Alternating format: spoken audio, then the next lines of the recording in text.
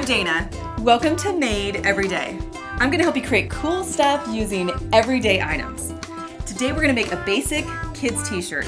So grab your stuff and let's get started.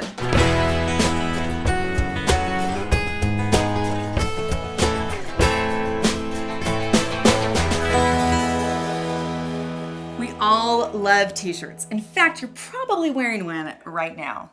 They're soft, they're comfortable, they're easy to move in, and they are so easy to make. I've broken the project into 4 simple steps.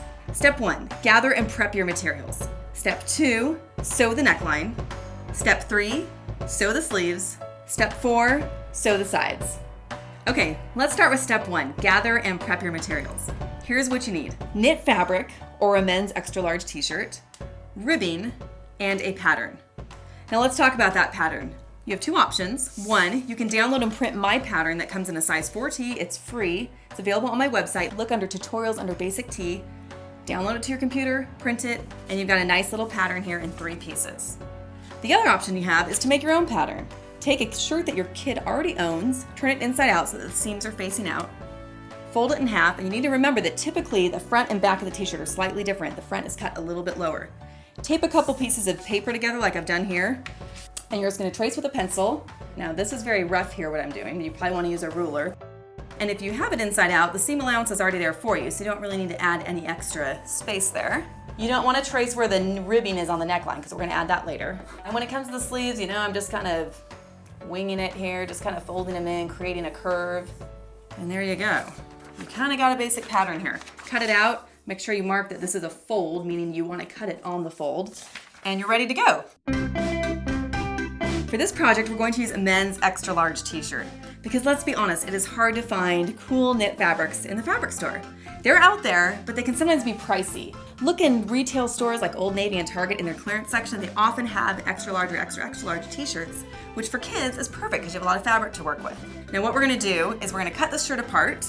Start by cutting off the sleeves and just cut it right next to the seam line there. And we're gonna reuse these sleeves for the new sleeves. Cut off the shoulders, cut off the neckline, and don't ever throw the neckline away. You might want to use the ribbing on the neckline for this t-shirt or for another project. And then you want to cut down the sides. And the other nice thing about using an existing shirt to make a new shirt is that we get to use the hem that's already on the bottom of the t-shirt. We also get to use the hem that's on the sleeve, so. Okay, now that we've cut our fabric, we're ready to cut the pattern pieces. So what you want to do is take your piece and fold it in half since the pattern says it's cut on a fold. Now take your pattern piece and lay it, as it says, right on the fold and line it up with the hemline that already exists on the shirt. If for some reason you're making this with knit fabric that does not have a hemline already, put it up about 1 inch and then you can create your own hemline later. And then take your scissors and just start cutting. We're going to cut the front the exact same way. Now set that aside and let's cut your sleeve pieces. Okay, for the sleeve, you're going to cut it out the same way that you did with the shirt. Lay the pattern piece, which is also cut on the fold, and cut on the existing hemline. And then just use your scissors and cut right around. Let's cut the other sleeve. Exact same thing here. And there you go. We've got a front and a back, 2 sleeves. Now let's talk about the neckline.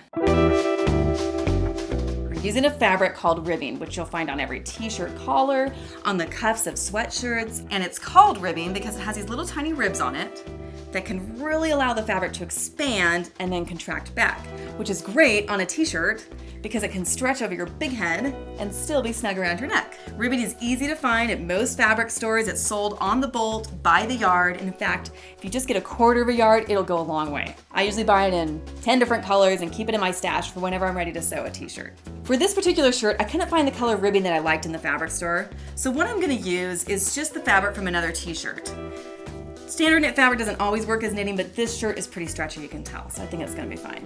Now we're gonna cut this for a size 4-year-old boy. We're gonna cut 11.5 by 2 inches. Put that together with the t-shirt pattern pieces we cut, and we are done with step 1. So we're gonna take this ribbing that we just cut, and we're gonna iron it in half. Then we're gonna open it up with the folded parts kind of touching each other there. Then we're just gonna sew right down the side here with a 1/4 inch seam allowance. And you're left with a cool little stretchy neckband that we're gonna sew into the shirt. But first we need to create a hole for that neckband to go into. So grab your front and back of the t-shirt that we cut out And with right sides of the fabric together, match them up at the shoulders. And then we're gonna sew it with a 3/8 inch seam allowance.